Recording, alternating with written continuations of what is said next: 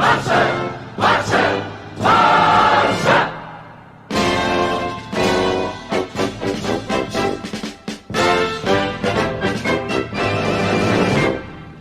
guys, welcome to United. Welcome to another video.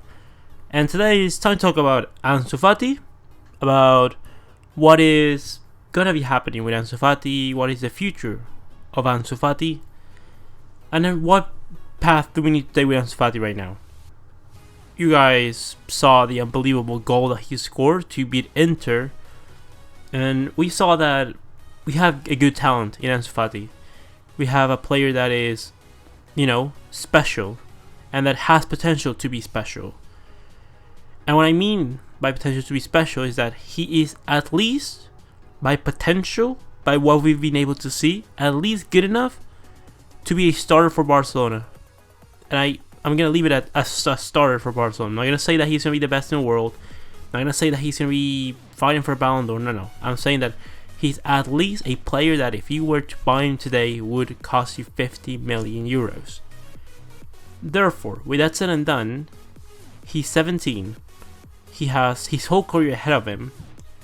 And I think it's time for us to start looking in the future and start considering what is going to happen with Ansu Fati.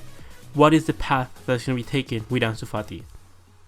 Because the reality is that even at this point, I'm pretty sure that if you asked any football fan in the world, would you sign Kylian Mbappe to your team? Most of them would say, heck yes, let's sign him. He's one of the best prospects in the world, probably going to be winning Ballon d'Ors consecutively, time and time again. And I would agree with you. I agree with you.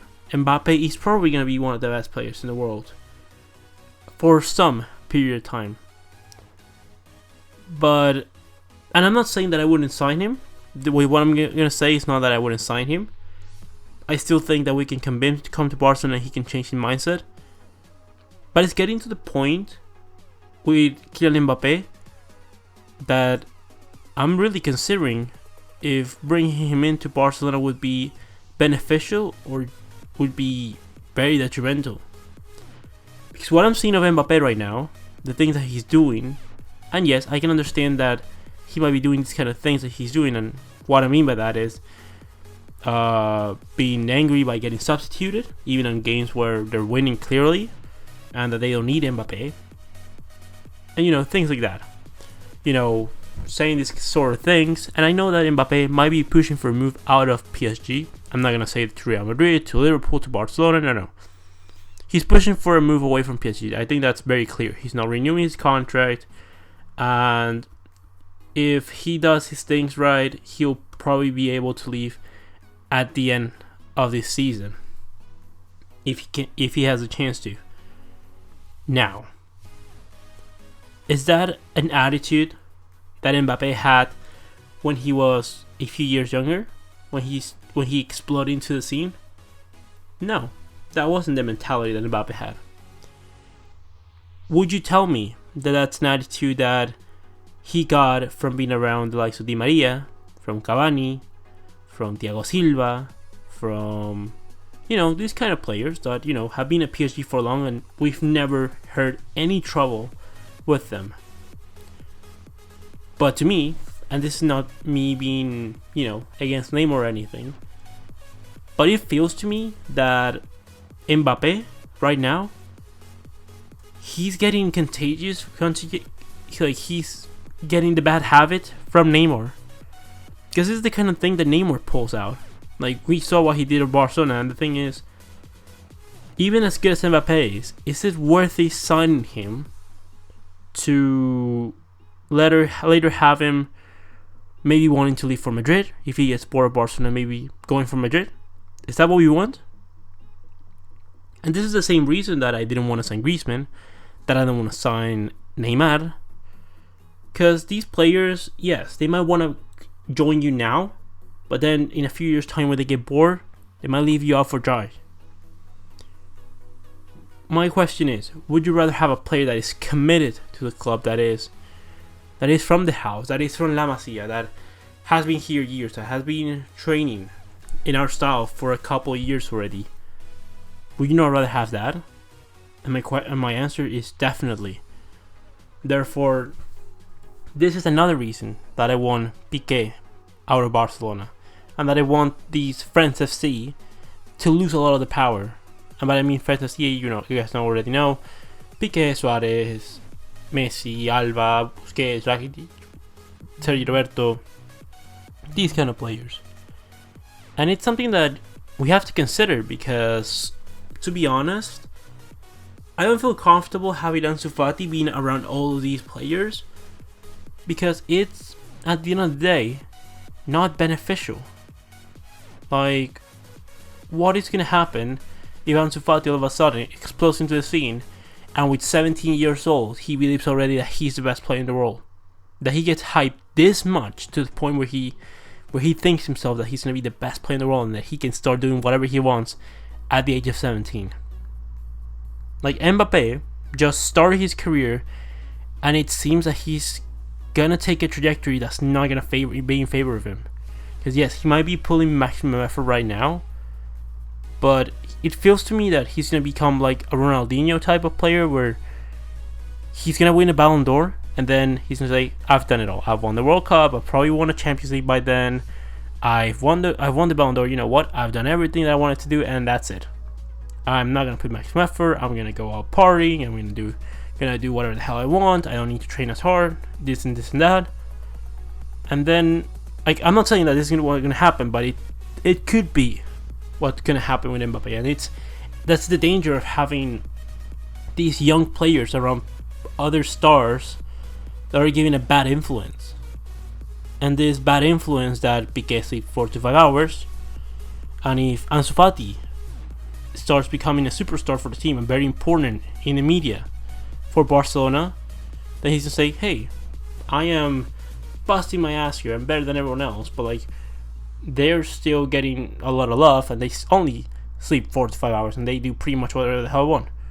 I'm rich. I get paid a lot of money. I'm a good player for Barcelona. Why shouldn't I do whatever the hell I want to, right?" And this is the thing.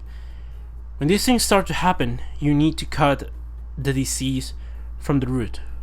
And the disease from the root, I mean, you need to put a stop to Friends FC. Either by telling them, or we start putting people off the team and getting them off. Because this is getting to the point where Dembélé, we're not getting his max potential. Griezmann, we're not getting his max potential. Coutinho, we're not getting his max potential. I don't know what's going on with Artur. De Jong is not at full potential still.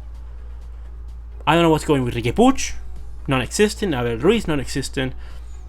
People might say that we're giving chances to Masia, and Carles Perez and Ansu Fati get to play what? One game a month, if that, and not even starting.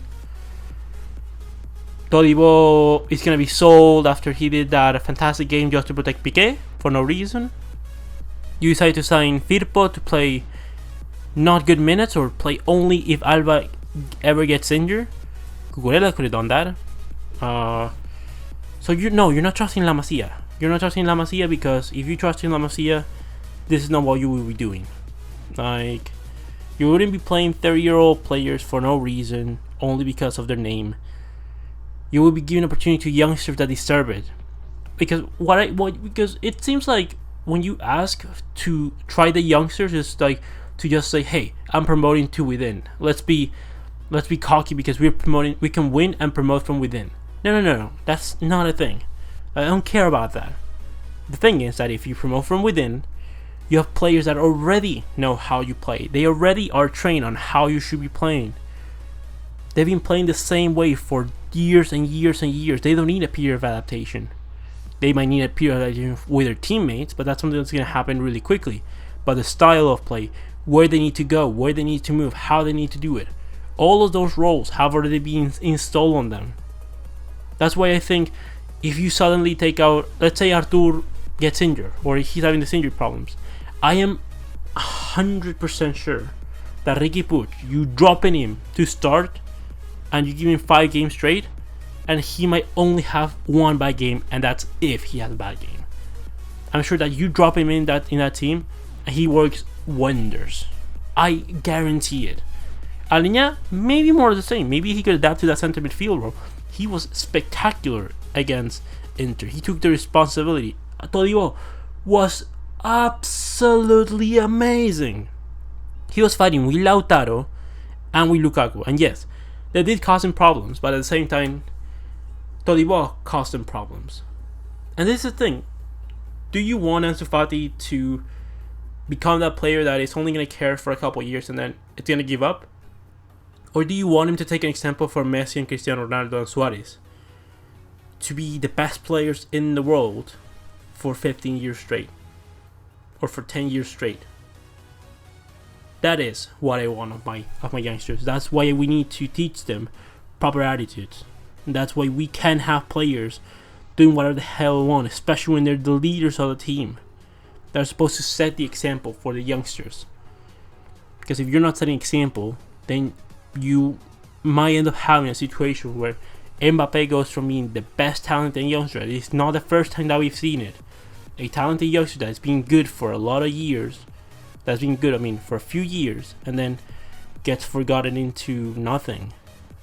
And Mbappe is a different case because he looks really special. He looks he looks with the potential to be one of the best in history. But with in the same argument, you could say Adriano Leite from Inter looked to be one of the best players in the world. Romario should be one of the best players in the world by conditions. Should be one of the best players in the world, and he is a really good player. He was a really good player, but he wasn't what his potential set out to be. And there's so many names. Alexandre Pato. You've had Bojan. When you start taking wrong decisions and things just start going your way, and you just are not humble enough to respect the coach, respect the team, work your hardest. When you start doing other things that go against that, then that's when you start having problems. And my concern is that let's just say we don't sign Mbappe. Do you really want to sign someone that will be similar? Because all the names that I hear are names that I don't think are much different from the case of Mbappe. And I'm repeating myself. Right now, if I could sign Mbappe, I would. But if this keeps going on, if I keep seeing bad signs from Mbappe that he, it's kind of getting too cocky out of himself, then I don't want him.